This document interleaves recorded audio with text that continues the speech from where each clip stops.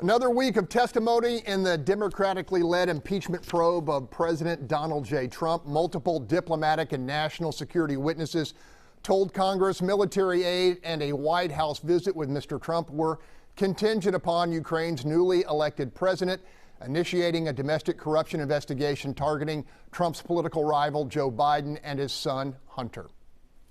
I later came to believe that the resumption of security aid would not occur until there was a public statement from Ukraine committing to the investigations.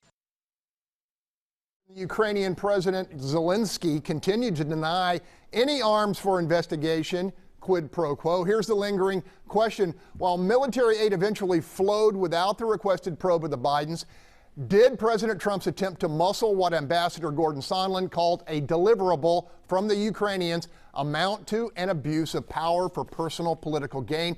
Tony, I'm going to let you start on this. It's pretty clear that the U.S. House of Representatives will impeach Donald Trump before Christmas. So that's going to be his lump of coal from the voted body that will oversee him, because in the impeachment hearings, it was very clear that he abused his power and he tried to get dirt on his political foes and held military aid over a foreign country.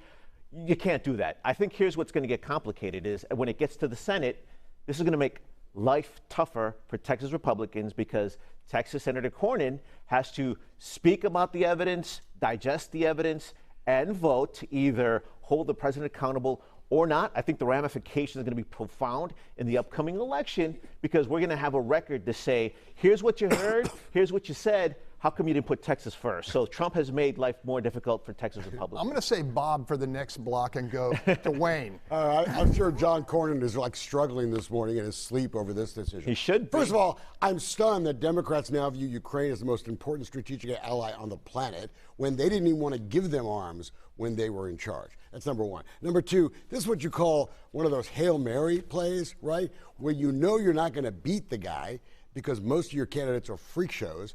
But so what you're going to do is try to impeach him to get him out of the way. You know, and third, I got to tell you something. I know you're going to be shocked that I say this, Tony. I actually blame Democrats for this stuff, okay? First of all, breaking news. Every politician digs up dirt on their opponents, okay? Oh, my gosh. But can I tell you something? If this Russian nonsense hadn't happened, then we wouldn't have Trump paying them back now. Okay, we're going to come back to this. Much more to work through as this impeachment unfolds coming up.